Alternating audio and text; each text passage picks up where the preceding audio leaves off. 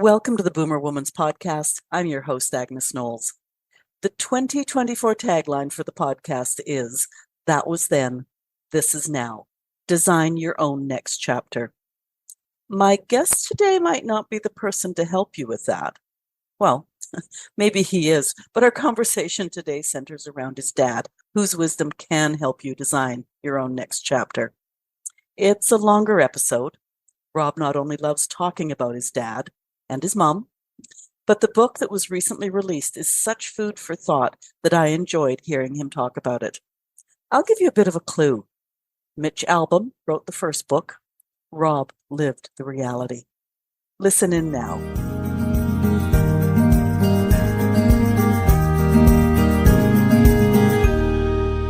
My intro is going to be a little different today. I have a few questions for my guest before I introduce him. Did Jack Lemmon do a good job? Yeah, I mean, you want a yes, no answer. Yes, no, I mean, I'm a film critic by trade, one of my professions, so I would have a lot to say, but I will just say yes. Okay. As far as you know, was Hank Azaria accurate? Yes. Okay. Were you and Mitch Albom friends at all? Yes, and still are.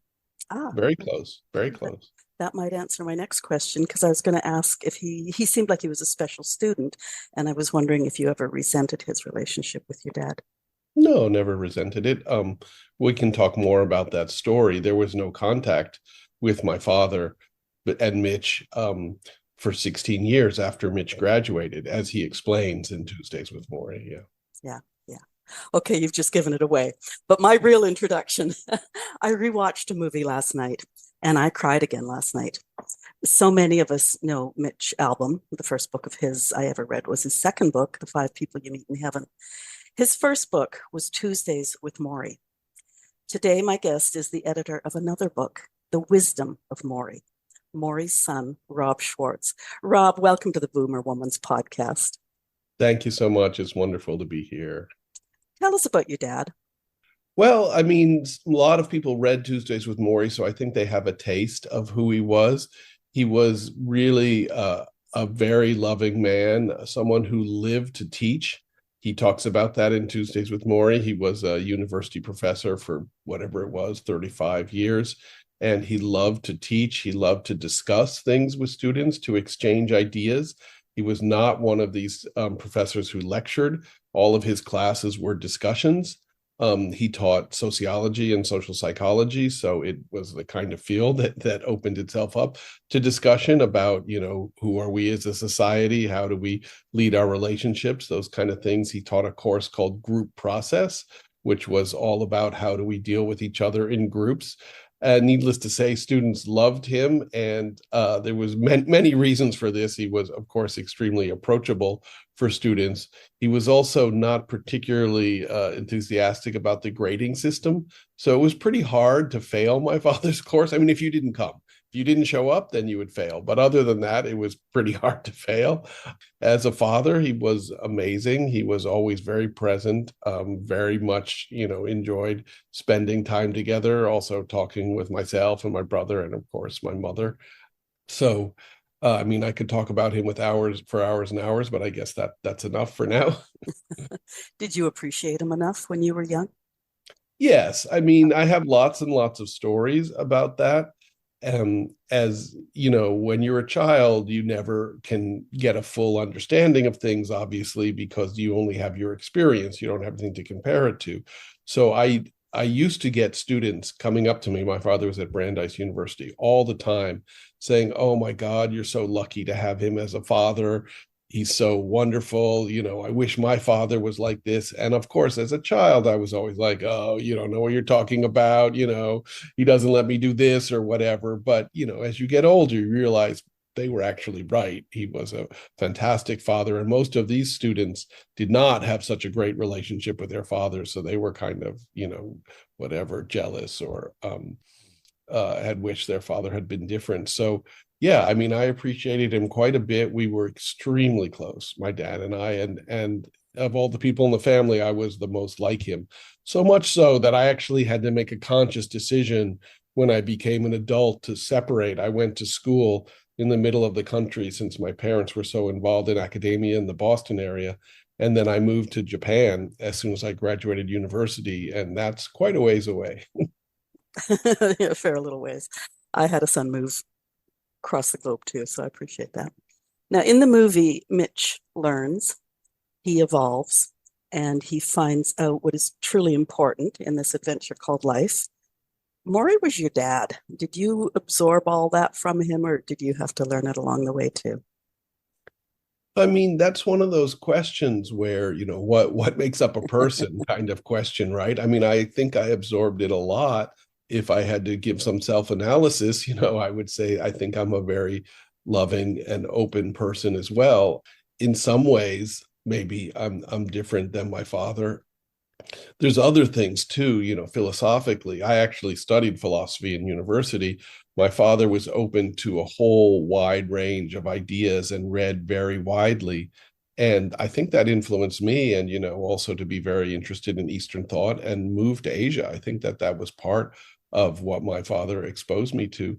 So, I mean, that's a kind of question, again, I could talk about for hours. But yeah, I think that I absorbed a lot of what my father was putting out there. Sure. It sounds like you absorbed a lot, even if you didn't realize it at the time. Exactly. When you're a child or a teenager, you don't exactly think about those kind of things. So, yeah. Yeah. Okay, so your dad, you found a manuscript in his desk several years after he had died. You've edited it. It's hard to say those two words together. Edited it, yeah. Into The Wisdom of Morrie, Living and Aging Creatively and Joyfully. Tell us about that. Sure. Well, there's two things I can tell you about the story of finding the manuscript, and of course, we can talk about the book. Let's wind it back just a second. So, actually, my father wrote this book from 1988 to 1992. So, quite a while ago now, getting on 35 years. And I actually, as I mentioned, had gone to Asia, and I came back to our house in Newton, Massachusetts in the summer of 1985. And this was the last time that I lived under the same roof with my folks. I stayed there for about 3 months before I moved to Japan. And in those 3 months, my father was really concentrating on writing this book, this manuscript. So I had the opportunity to talk to him about it and bounce ideas back and forth. And he was very interested in what I had to say about it, even though I was quite a young man at the time when he was writing about aging. He was aiming this book at people over 55. So I had a very good background in what he was doing and, the ideas in the book. And, I had talked to him directly about it. Then I moved to Asia and I moved to Japan, and my father got sick, as people know. And then Mitch came back and wrote Tuesdays with Morrie, and he became well known, by the way, posthumously. My father was not well known at all. I mean, he was somewhat known for different things in academia and et cetera, but he did not become a national figure until Tuesdays with Morrie was published. Well, that's not 100% true, because there were the Nightline programs, which were very, very heavily watched. So he was something of a national figure. But of course, Tuesdays with Morrie changed everything, and he was gone when that book was published. He never read a word of Tuesdays with Morrie. So that all happened, and I used to come back and forth between Japan and Boston, and my mother still had the house and my father's study. And as you said, one day I was in the study, I'm a journalist writing, a story, and I popped open a desk drawer just to see what was in there. And lo and behold, was this manuscript that my father had written from the first word to the last word. Some people have incorrectly stated that I put this book together from my father's notes or something like that. That's completely incorrect. My father wrote this book from the very first word, from the introduction to the last word. I mean, I added 2 essays on either end, but they're very clearly my essays. My father's writing, that was his writing from the beginning to the end. Yes, I edited it, and we can talk about that. But this is a book that he wrote and put a tremendous amount of thought into for 4 years, and research. There's all kinds of newspaper articles and poetry and interviews that he's did. There's a whole series of different types of writing in there, not just his thoughts about, aging creatively and joyfully, though that's the theme of the book. And as soon as I found it in the desk, I realized that we had an opportunity now to publish this. And of course, it took a long time to publish for many reasons. But if you read it, you'll see how incredibly prescient it is. He was writing this a long time ago, and we're dealing with the issues that he's writing about now.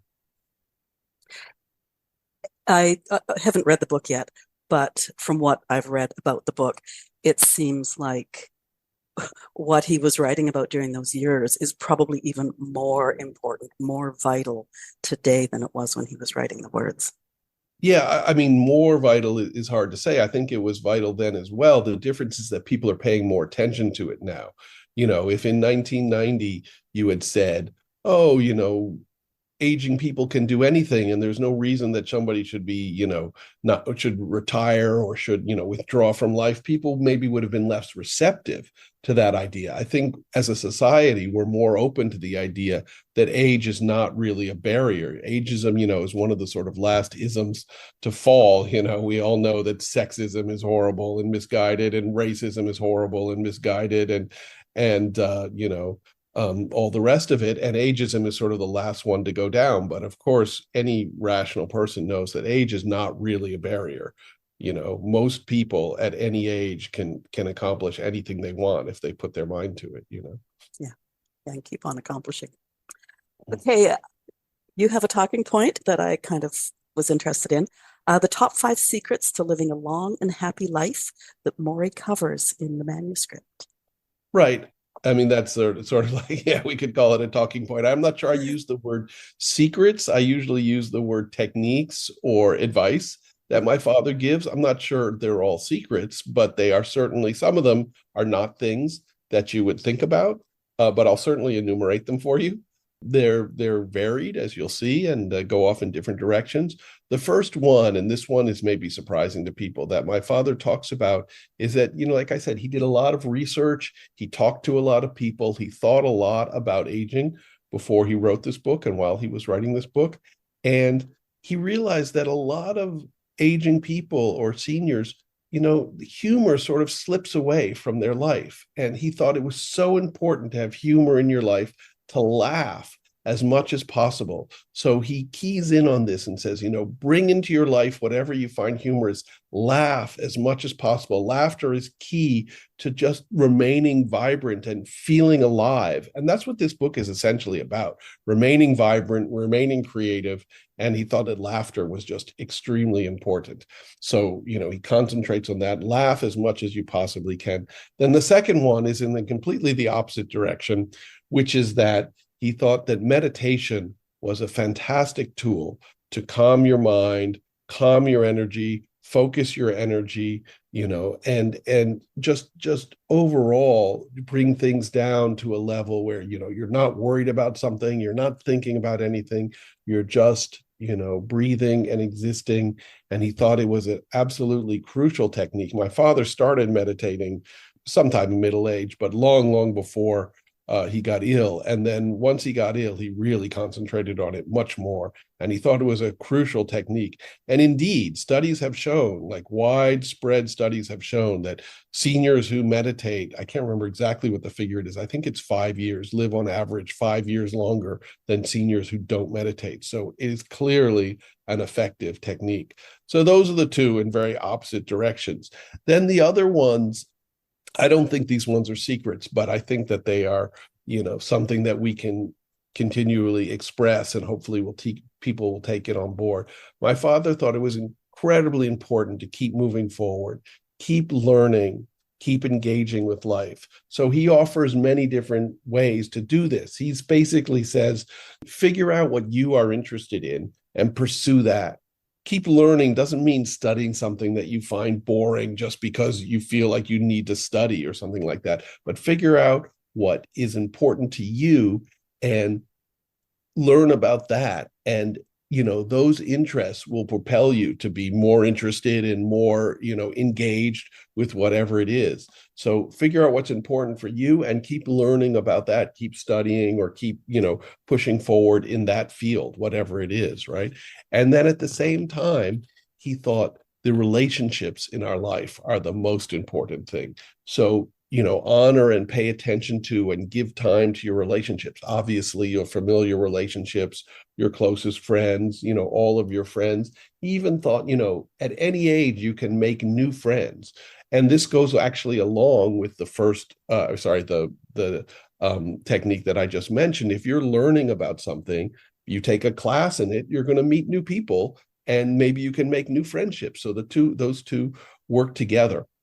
And, my father used to say something around the time of Tuesdays with Morrie, because that one, he was facing death.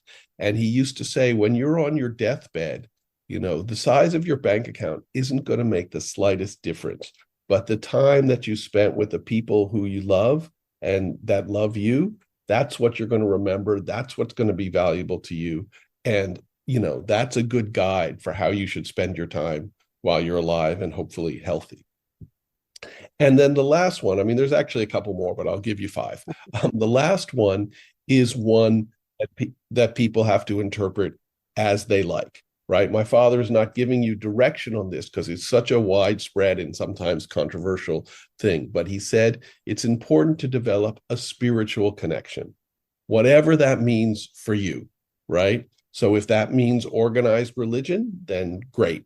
If that means something more personal or something more, out of the ordinary or something offbeat, as long as it's a spiritual connection which you feel and you honor and you feel is giving you some spiritual sustenance, then that's great. And this one is a little bit unusual for my father. He certainly developed that in the last years of his life, but he was an atheist most of his life, and of course he's born into a Jewish family and he was bar mitzvahed in that, but he left that behind very quickly. He became an academic, and when you become an academic, you're concerned with more concrete fields of study. But developing a spiritual connection, he thought, was very important, whatever that means to you personally. And of course, that could go along with the meditation technique in some Eastern religions. It does, but that's totally up to you. And also, there are Christian thinkers who talked about meditation as well. There definitely are. Thomas Merton and other ones. Yeah. And this podcast is the Boomer Woman's podcast. I have had people on discussing each and every one of those topics, and it's nice to see them come together in this book. Nice. Now, I've heard you explain your father's writings as the tension of opposites. Can you explain? Sure. It's not necessarily that I explained it that way, though hopefully I talk about it. He has a whole section in the book called The Tension of Opposites. And for him, this was a very important topic. He used it in his academic study, and many academics have used it. This is not an original idea for his. Many academics and many philosophers have alluded to this idea. And of course, the idea is that everything in life is going to be a balance or a tension between two different opposites. We're alive, but we're only alive for basically a brief period of time. So we're facing death at all times. So you have these two opposites. You have to figure a tension or a balance between them. Everything is like that in life. There are two sides, and you need to figure out the proper balance. The proper balance between the opposites is the way to live. So I'll give you an example from people's lives that is maybe more people can more relate to.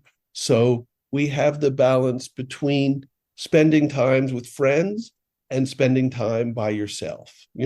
Both are important, and you need to find the proper balance between the two. Or even things that we view as good and versus good and bad, like happiness and sadness, right? We always want to be happy all the time. Nobody wants to be sad. But the point is that we wouldn't even really understand what it means to be happy without sadness, right? So you need the two sides, and you need to find a balance between them. Sure, we want to live more on the happiness side, but to be melancholy or things that happen that make us sad, you need to embrace that. This is what my father says in the book. You can't ignore one side because we don't find it as palatable as the other. If somebody you love passes away, you're going to be sad.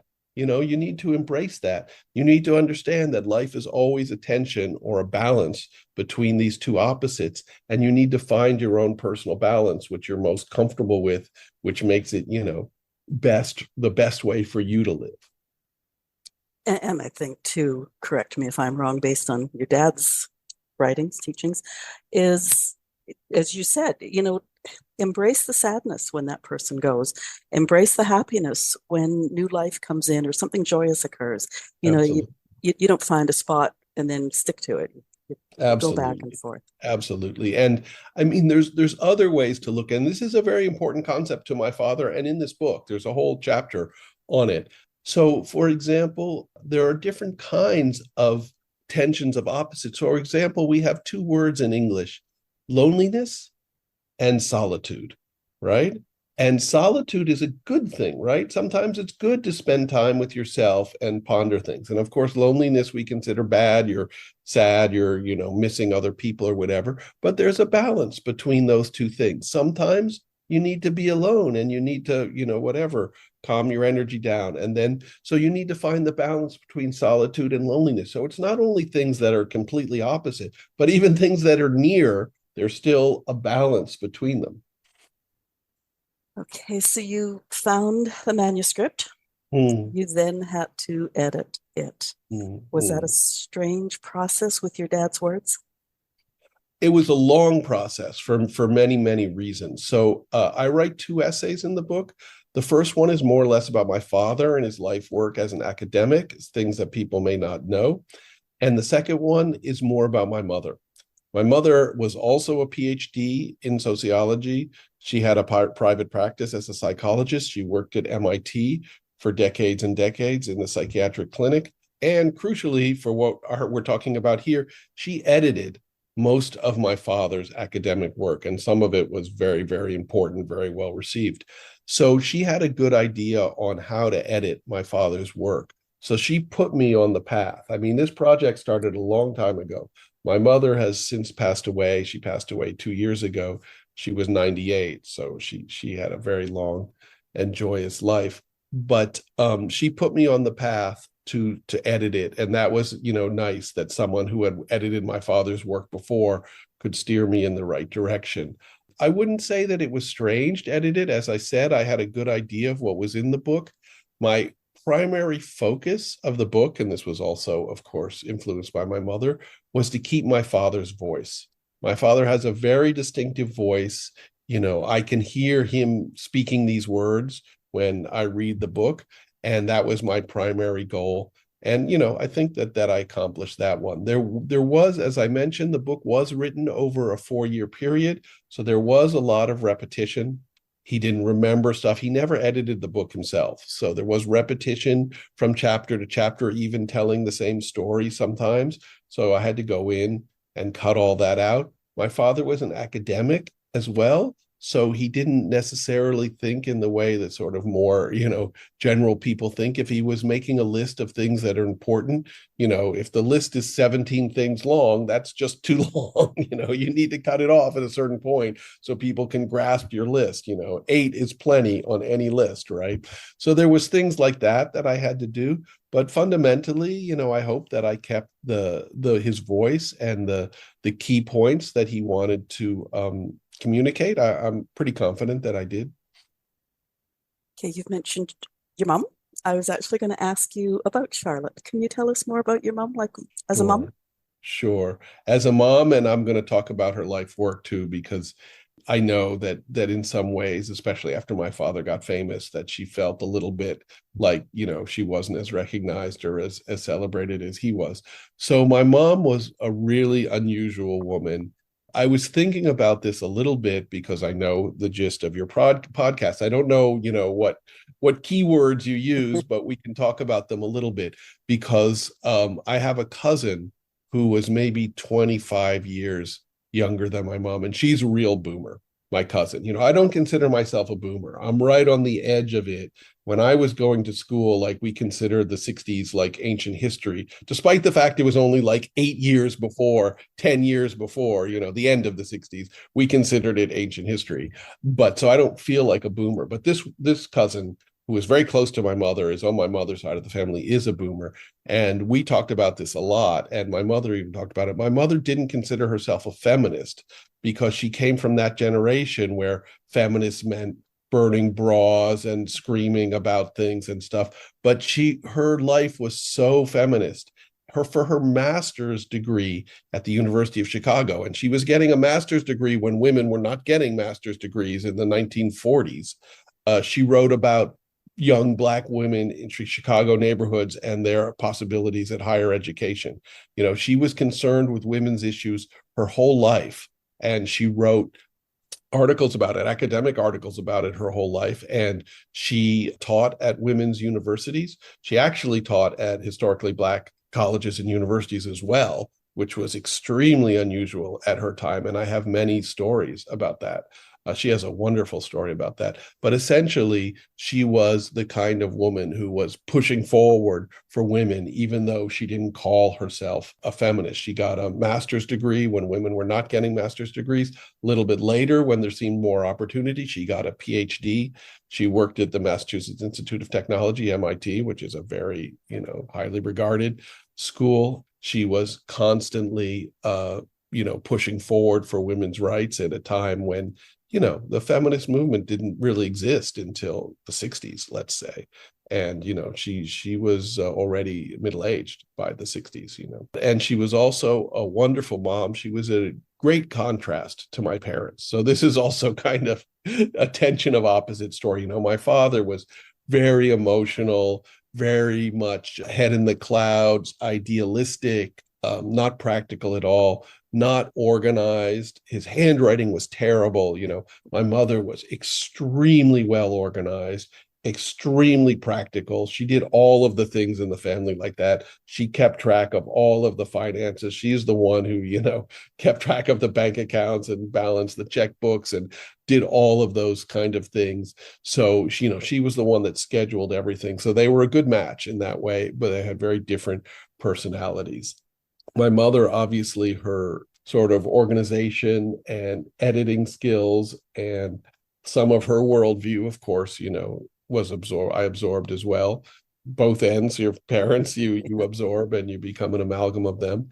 So, she lived a very long and generally very healthy life. She was very rarely ill. I can, remember a few here and there, but essentially she was very rarely ill. And you'll love this part. She worked at MIT for 30 years. Then she retired from MIT and she started a private practice as a psychologist where she did everything. She rented the office, she paid all the bills. It was like a business. She ran her own business and she saw patients until she was 91 years old. So she was pretty much a get it done kind of person. I love the stories of women sort of through those war years because they were pushing forward. They were role models without ever realizing they were role models, as opposed to my generation, child of the 60s, Right. who, we've got to be role models for our daughters and our granddaughters. And and I will admit there's a certain amount of that in this podcast from time to time. Sure. But you hear the stories of women of your mother's generation that were absolutely amazing. So yeah. And I mean, I wonder if she would have considered herself a role model. I think in later life, yes. As an earlier life, maybe no. But I mean, her stories are incredible for, what she did and what she accomplished. I mean, I'm quite convinced, though, in some ways she was more conventional than my father. My father was very unconventional, even back in the day. And we're talking back in the day. We're talking like pre-war. My father was born in 1916. Just to let you know, they had me very, very late. They actually had trouble conceiving. So I was born when my parents were really old by standards of that time. These days, maybe not quite as much, but in those days, really, really old. And my father was very unconventional. And I think that my mother was a little bit more conventional, but she appreciated that. And that's why she chose him. And that's why they stayed together for whatever it was, 45 years. And, she was pushing forward and maybe challenging conventions in her own way, which was quieter. And she was a very successful career woman. Like I said, she was at MIT. She was even writing articles about psychology and psychological practice with the psychiatrist in chief at MIT in the 70s and the 80s. So she was, getting up there at that point in time. And those articles, I've been told, are now being reappraised today for their contribution, 30, 40 years after they were written. In case you saw me sort of looking over to my other monitor here, I love the photograph of your parents on the website. Your your dad looks like he absolutely adores your mom, and I just love that Mhm. photograph. It's such a nice photograph, and Thank they're you. not Yeah. they're not really young there, I don't think. No, no, they're not. No, they're not. I mean, they had a very rich, what I guess we would call now later life. We've established that you can do anything at any age, but they both had university professorships by the time, they were in their 40s, and that continued until, both of them were in their 70s. My father continued to teach at Brandeis, though he was technically, emeritus, until he got ill with ALS and was no longer able to do it. And, they used to host parties. They had an incredible set of friends from, academics to people who were non-academics. This is the Boston academic community in the 60s, the 70s, and the 80s. So, Noam Chomsky was a family friend. These really important academics like that would be, they would be at their parties. They would come to parties at our house. And yeah, it was a very, very rich life. My mother, if you asked originally about my mother. I mean, I could talk about her in all different aspects. She would throw these parties and obviously be a participant in these, intense intellectual discussions. At the same time, she was a gourmet chef. And I really mean that using that word specifically. She had like 30 years of gourmet magazine bound in her kitchen, and she would go to recipes in those magazines to figure out what to cook. And yeah, that was pretty amazing growing up. She tried to teach my brother and myself to cook, and it really took with him. My brother is a fantastic cook, and he didn't take so much with me because I'm, like I said, more like my father, impractical, head in the clouds kind of person. She sounds fabulous. That's great. Thank you for talking about her. Back to the book. Actually, let's go back to Rob Schwartz for a moment. Sure. What is your philosophy of life and love now with Morrie as your dad and him being gone? Wow, I mean, that's a big question to answer Okay. in 3 minutes. I'll do my You're, best. you're also an editor. Yeah, also an editor. I studied philosophy. I lived in Asia for many, many years. I'm a journalist as well. I mean, let me see, how should I approach this question, philosophy of life? Well, I mean, I think that I am like my father, as I said, in which I feel that the most important things in life are our relationships. I mean, of course, establishing your career, having a career that you enjoy is extremely important. I feel really sad that a lot of people are forced into jobs that they don't enjoy just to, put bread in the table. And that's kind of the system that we live under. But I think it's really important to create a career that you enjoy. But without having said that, without, people in your life who you love, friends, family and stuff, life is really kind of empty. I mean, the thing that gives us meaning, and people always say, what is the meaning of life? The thing that gives our lives meaning is the people in our lives, from my perspective. I mean, I suppose you could be whatever, a scientist, and you get your entire meaning in your life from scientific experiments, molecules or atoms or whatever. That's fine for those people if that's how they approach it. But for me and for my dad, the most important thing in life is other people and your close relationships with them, the love that you share with them. My wife will tell you, I'm an extremely gregarious person. I mean, I try not to talk people's ears off, but I love just to meet strangers on the street and just share a moment with them. And, then it's gone. And that's the nature of life. Things disappear immediately. But if you can share something, some levity or something interesting with somebody and then move on, that's important, as well as, the love that you share with your wife and your relatives and your close friends. I also think it's never too late to make new friends and new close friends. I love to meet people. I really do think, I'm sure this is going to sound super trite, but I really do think that like any new person I meet, I believe like this person could become a really close friend if we share the same interests, if we share the same approach to life, if we gel, this person could become really close at any age. You can make a new close friend at 90 years old without a problem. It's that old saying of, what's a stranger but a friend you haven't met yet. So Exactly. Yeah. yeah. Yeah. I'm going to ask this question, even though I'm pretty sure it sounds like your parents would have had you and your brother be individuals. But is there any pressure on you two to be sort of larger than life because you're the sons of a modern day philosopher? I don't think so. My brother, particularly, I mean, of course, he was um, very, very, loved by my parents and is an integral part of the family, but he hasn't really picked up the mantle of my father. I mean, of course, if it comes up, he'll say, Morrie is my father, but he hasn't really, gone out into the world. He did a couple of interviews. We were brought on the Dr. Phil show, I think, maybe at the 10-year anniversary of the book. I think that's what it was. Maybe it was 15. I can't remember. Anyways, but he hasn't done that much public speaking about it. I, on the other hand, am a journalist, and I actually have been on TV a lot for things not related to Tuesdays with Morrie. I write about music and film. So particularly when I was living in Japan, I was on the BBC a lot and other networks. So I'm very used to public speaking. And of course, talking about my dad as well. I used to, and I still do actually, go, because you talked about the movie. There's also a play. Mitch wrote a play with a guy called Jeffrey Hatcher, and it's performed all over the country, and in fact, all over the world, because the book is very well known and it's a two-person play. So it's very easy to put on in regional theater and stuff.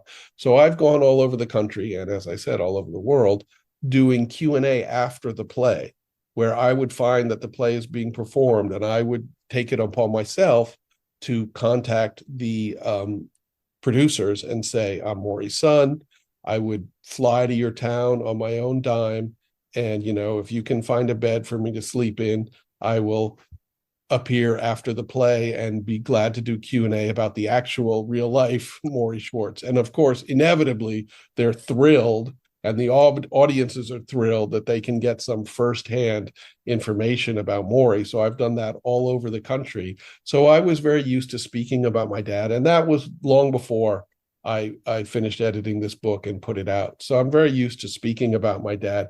I wouldn't say there's any pressure, which was your question. Conversely, I would say, and maybe you can tell from this interview, it's an absolute joy for me to speak about my father's. I mean, I say this when I do presentations about the book or Q&A. It's like, I will sit here for as long as you like and talk about my dad, because it's so enjoyable for me to talk about my father. Usually someone will come in and do Q&A. I got to leave now. It's like, no, I will literally talk about my father all day because I enjoy it so much. And there's so many stories, and he really was a remarkable human being.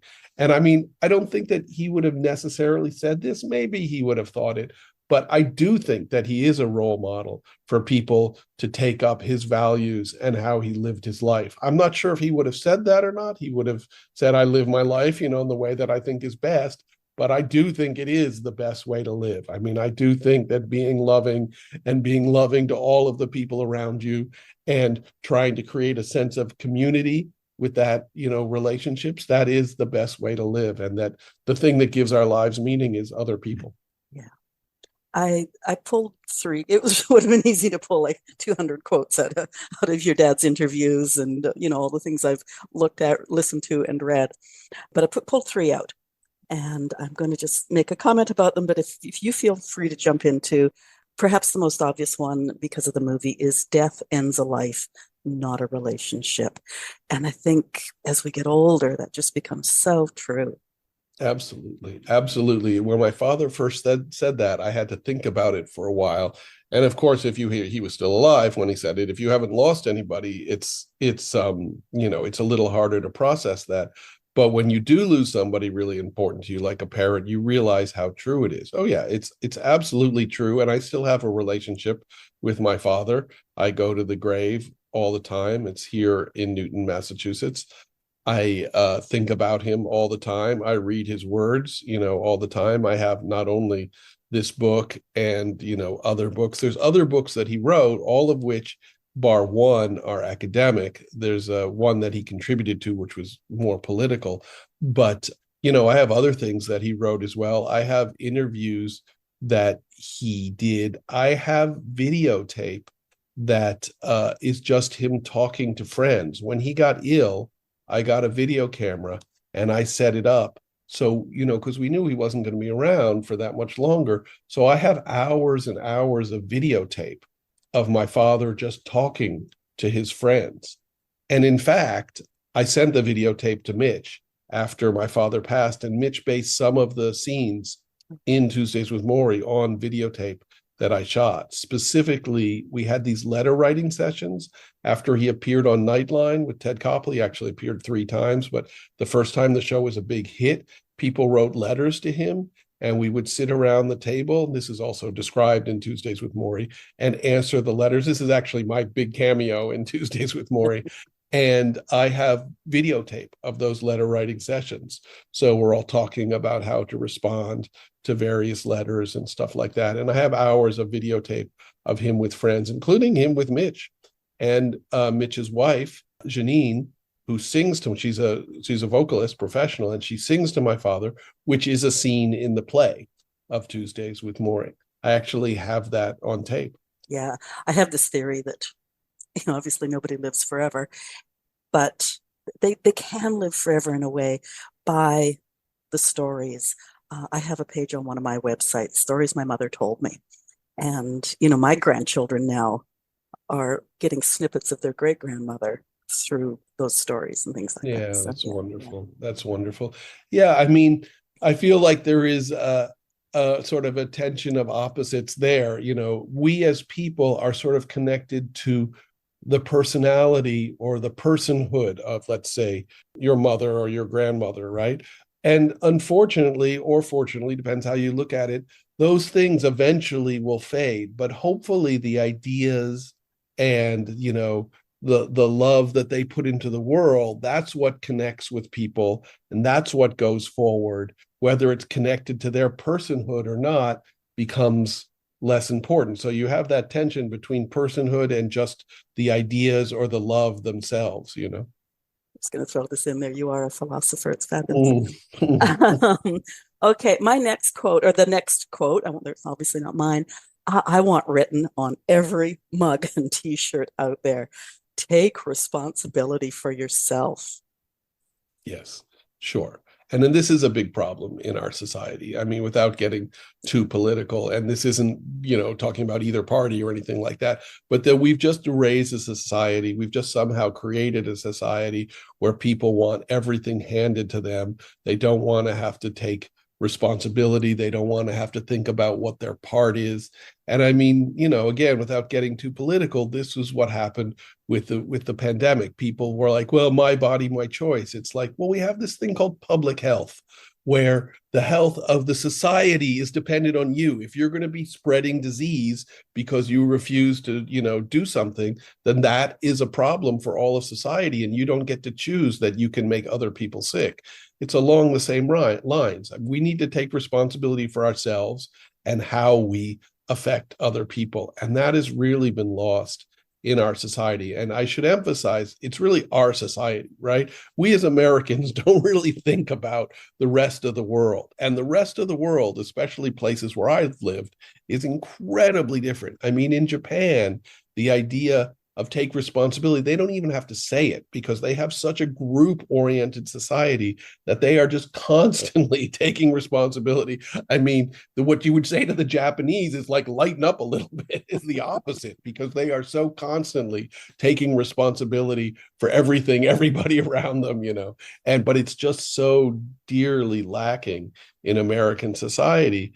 And it's sad. And we all know we have this society that is so hyper focused on success and fame and money and all of those things. And you see people get those things and they're not happy. Wow, big surprise. They're not happy because they don't have any important relationships in their life. They don't have any love. They don't have anything that gives themselves meaning. Sure, you can be happy that people around the world know your name, but that's a pretty fleeting and empty pride.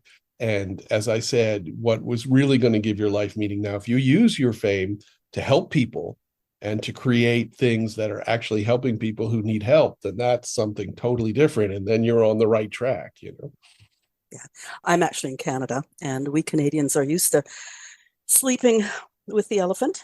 And unfortunately, we are becoming more and more like the elephants. I'll just Yeah, I throw mean, that in. this may be a little controversial for your listeners in Canada, but I've spent time in Canada, and I mean, I love the fact that, obviously you guys are a separate culture and a separate country, but I think that you suffer from the same problems that you suffer, maybe not as deeply, but that is happening here in the United States. And I don't think that's really a new thing. I mean, certainly there are cultural differences, and certainly your social system is much better than ours. There's no doubt about that, health system, let's say. But I think that the society is similar in that people are focused on career and money and stuff, certainly well more than, let's say, Japanese society or some other very different cultures.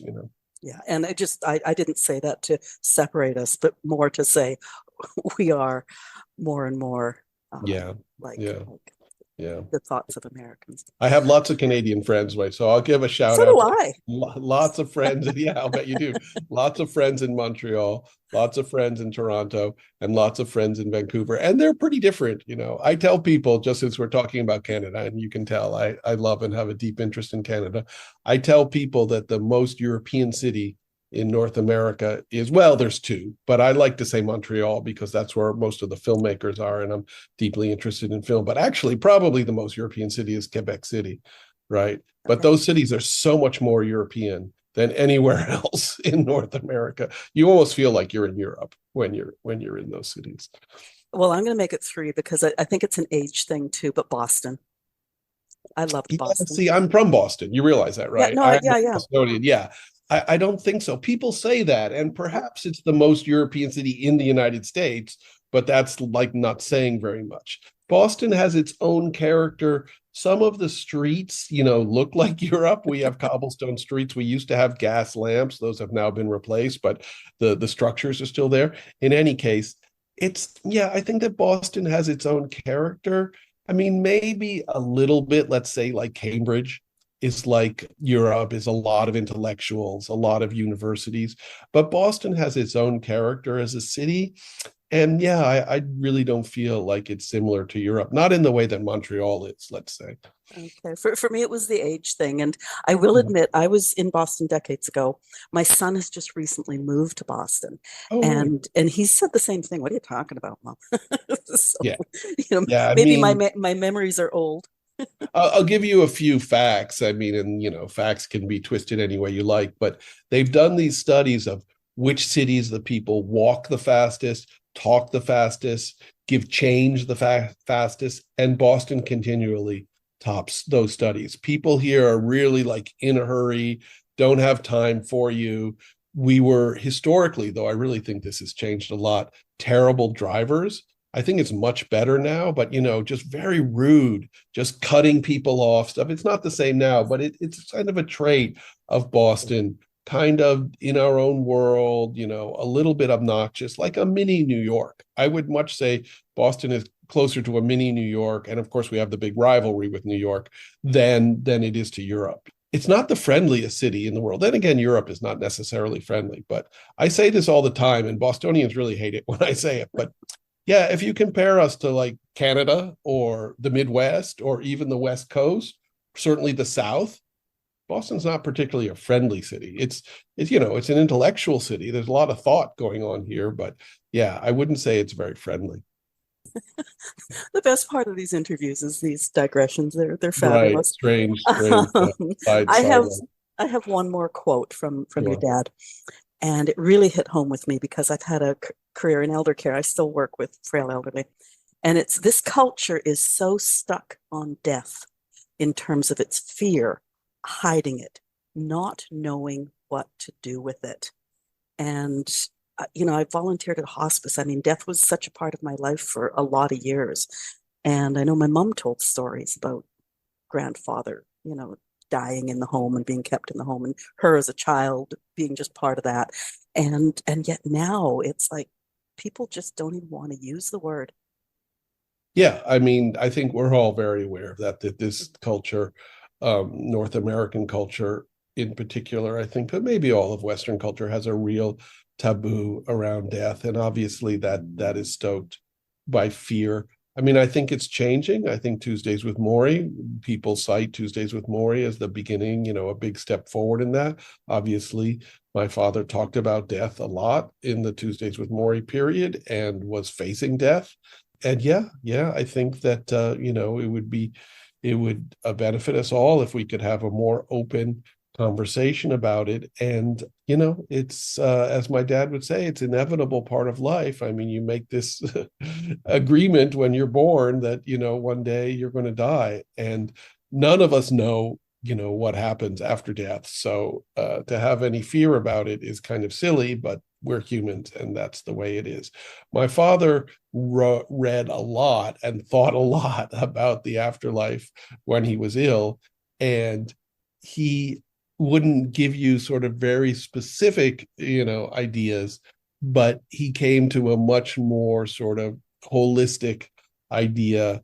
I think he had it before, but concentrated on it more towards the end of his life. And I'll tell you the little story that he used to love to tell, and this may be familiar to, I think it's in the play, if I remember correctly. So he tells this story of the two waves bouncing along in the ocean, and they're it's in the sunshine and they're bouncing along, falling and rising, breaking, and they're both ecstatic, having a great time. And then all of a sudden one wave gets really depressed and the second wave asks, what's wrong? And the first wave says, no, you don't understand, we're going to hit the shore and we're going to be nothing. And the second wave says, no, you don't understand, you're not a wave, you're part of the ocean. So that was my father's philosophy about it. We're all part of a larger whole, that we all participate in this, this energy of life. And what happens after death, is unknown, but he believed that we're part of the larger energy. So energy is never lost, it just transforms. Now I'm giving further detail. I'm not exactly sure how would he express it, but I think that he would express it something like that. Yeah. And I'm not sorry. You did get emotional, and I'm not sure my next question. You can ask me anything. Okay. How awful was it watching ALS overpower your dad? Yeah, it was very tough. It was very tough once again, there was this tension of opposites. It was very tough watching him get sicker and sicker. And when he was diagnosed with ALS, which is in July of 1994, by the way, Mitch has this wrong in the book. Mitch has him going to a doctor's office. That's not what happened. The doctor actually came to our house. I remember sitting at the dining room table in our house. The doctor gave the diagnosis. He said, you have 12 to 18 months to live.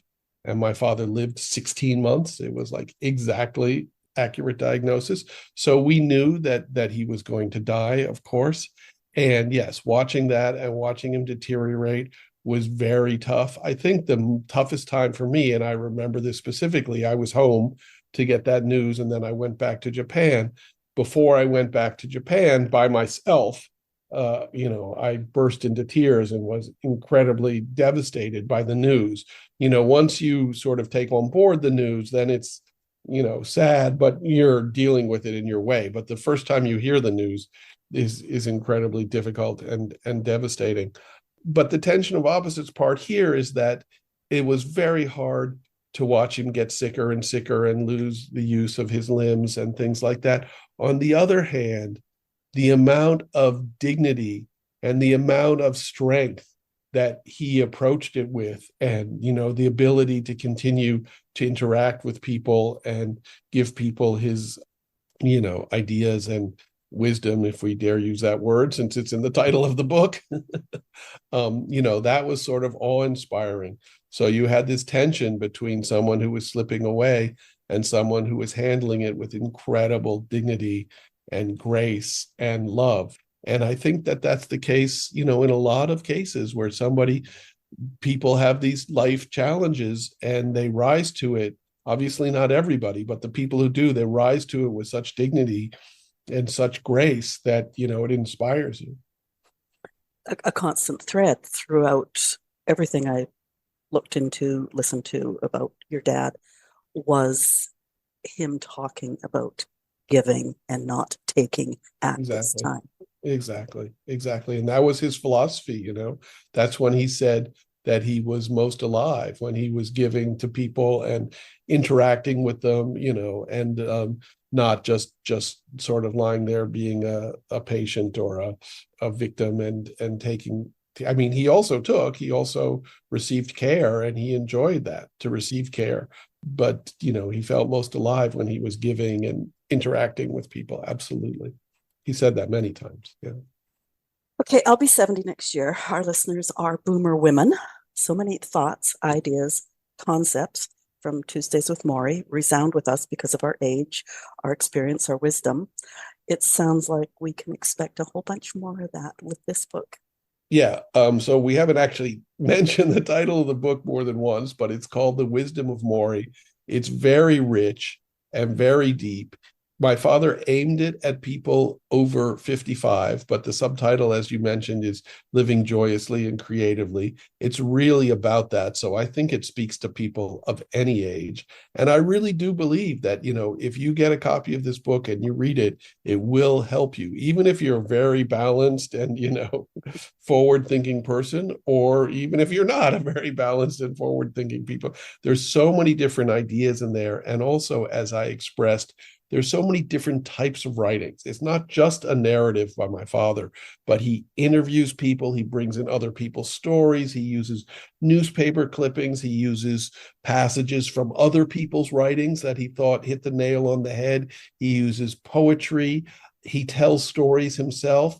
And because of all of this, I also had some really strong ideas about the design of this book. So I don't know if you've seen it, but it is super colorful. The front of the book is super colorful. Not only that, I have color running through the book. So you'll see some pages have sort of like a blue tint to them, or some have a pink tint. One of the early reviews of this book on Amazon, the woman wrote, "Oh, I must have gotten a defective copy because it's got all these colors in it." I was like, no, it's obviously on purpose. Like, read the book and see if you can find the resonance between the way it's designed and the ideas in the book. And even I use different typefaces, and even some typefaces resemble handwriting, because I wanted to sort of you to have that personal connection with my dad. So it's a real whole experience reading the book. And I really feel that anybody, who is open to it would be touched and moved and, motivated by this book, The Wisdom of Morrie, Living Joyously and Creatively. Our listeners can't see you, but I will say that we've gone through a fair number of subjects as we've chatted here. There is a joy that comes over your face when you talk about this book of your dad's. So, thank you. Yeah, like I said, I would talk about him. I know your listeners only have a limited amount of time, but I would talk about him for hours and hours. I'll just throw this in there just because I'd love to mention it, and it'll shock some people. So, as I said, I did Q&A after the play all around this country and all around the world. Particularly, I did a couple in Japan where I lived, and that's not surprising, but particularly the play is massively popular in China. Now, I could tell the whole story of how that happened, but it's been performed over 250 times at the most prestigious theaters in Beijing and Shanghai. And I did Q&A after the play in a theater with thousands of people attending, and so, wrapped and involved in the story. I did presentations in Shanghai, where it was just me and the actors playing my dad and Mitch, without the play even being performed. Thousands of people came to attend just to hear us talk about it. And it's just amazing how it reaches across cultures. I mean, China and Japan, both of them are quite different culture than ours. I mean, I can understand actually why this story has a resonance, and particularly the Tuesdays with Morrie story, because sort of an older man and a younger man, a teacher and a disciple, if you will, in Chinese culture and Japanese culture is very resonant with their cultural traditions. So it just so happens that this really resonates with him. But the point is, I mean, the Tuesdays with Morrie have been translated into 40 different languages. Even The Wisdom of Morrie, I already have about 12 or 14 different languages. So this is cross-cultural. This reaches across the entire world and speaks to us, on a real human level. And I'm really overjoyed about that. Where do we find The Wisdom of Morrie, the book? I mean, I think that you can find it at any bookstore. The publisher doesn't like if I point out particular well-known online Okay, where do we find stores. you on the World Wide Web? How Oh, would on the I World put Wide Web, that's it? easy. That's easy. I have a website, as you Yeah. know, which is just wisdomofmorrie.com. You can write to me there. I will respond to it. We have a section to reach out. I respond to everybody. There are links there where you can order the book. I mean, it's available on Audible. It's available, on spoken word. It's available in bookstores. What I do ask people, and this is also of your choice, if you read it and you find it valuable, please leave a review somewhere, wherever you review books. I mean, I will run through a few sites here just because there's so many. There's a site called Goodreads you can leave a review on. Of course, you can leave a review on Amazon. You can leave a review on Barnes and Noble. Those are the three big ones. But any place, because it really helps to get the word out there. If you find it valuable, there's so many books, there's so much stuff out there, there's so many things to take people's attention. And I think this is something that's really valuable. And as you know, I'm really working hard to get the word out. So, Yeah. And you're on social. oh, yeah, I have a Facebook page. I don't think we have a Wisdom of Morrie Facebook page. We should do that. But I have a Instagram page. My Instagram is Rob_Schwa, SCHWA. So, because Rob Schwartz was taken, all the incarnations were taken. So, just Rob Schwa. And I mean, but I think if you're interested in this book, the website, I also have a YouTube channel, which you can look up as Wisdom of Morrie, which I have lots of video of my father and of myself also. We did actually have an offering on, I wonder what the URL is. I should know off the top of my mind. There's this company that's trying to start an online marketplace, and they came to me with the idea of like, oh, we should offer some of this really rare stuff like video that I have. So it's actually for sale. On the name of the company is Block Apps. The name of the web host that hosts the online store is Mercata, MERCATA.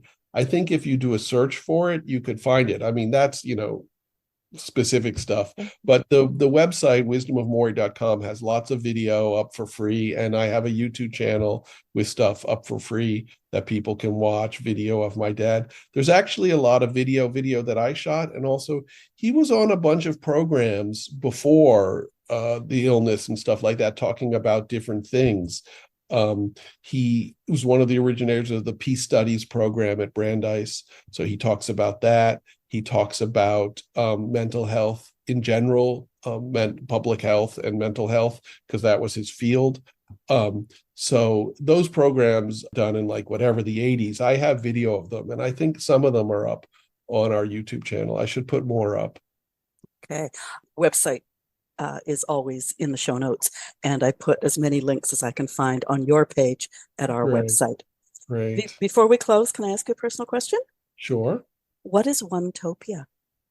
So Onetopia is a mental health benefit festival that I'm developing with two other guys, real visionary guys, an artist from Germany, musical artist from Germany, and an entrepreneur and financial guy, Evan Clausen, and Simon Bogdanovich are the two other guys. It's LA based, but we're probably going to hold it in Las Vegas in September of 2024, full benefit festival. None of us are collecting any money. We've started a foundation. All the money will be distributed to mental health groups. It's to raise awareness about mental health. We think that there's a serious mental health crisis in the United States, and that's what it is. You can go to the webpage for that, Onetopia, Onetopia, onetopia.com, and the information is there. We'll be announcing artists and festival dates and all of those sort of things. And I have to say, the visionary for this is Evan Clausen. He is a musical artist out of Germany, though he doesn't live in Germany these days. And this is his vision. And, I'm just helping with it. Excellent. Okay. I'll add that link in too. That'd be great. Yeah, yeah. Listeners, if you have thoughts on today's show, please talk to us. leave comments where you're listening, or if you're listening at the Boomer Woman's podcast at boomwithabang.com, scroll to the bottom of the page and talk to us there. Share your wisdom. Share a wisdom learned from someone else. Share your favorite Morrie Schwartz wisdom. And of course, leave stars and reviews where you can. They help us grow. And share this episode. And then go out and buy 2 copies of Morrie's book to give away. Well, 1 to give away, 1 to keep, because we can all use more wisdom even at this age. Rob Schwartz, thank you for being my guest today, sharing more of your dad and your mom with us. I really appreciate it. No, it's my pleasure. As you can tell, a lot of people say it's a catchphrase, my pleasure. It really is my pleasure to do it. I can tell. Thanks so much. Have a great rest of the week. Thank you.